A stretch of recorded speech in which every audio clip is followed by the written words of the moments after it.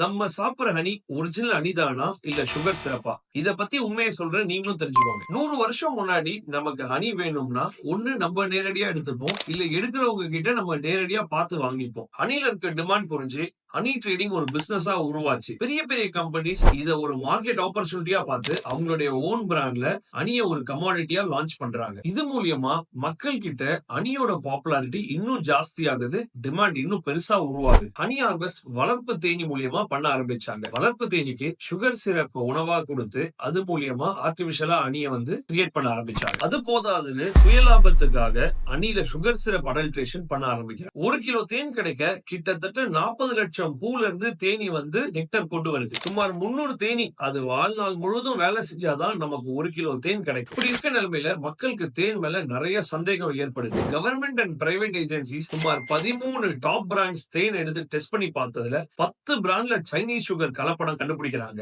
3 brand மட்டும் தான் ஒரிஜினலான தேன் கொடுக்கறாங்க. இது ஃபேமஸான நியூஸ் ரிப்போர்ட்ஸ்லயும் நீங்க பார்க்கலாம். ஒரிஜினல் தேன் வேணா ரொம்பவே கஷ்டம் தான், பட் முடிஞ்சா நேர்ல தேன் எடுக்கிறவங்கள பார்த்து வாங்கிக்கோங்க.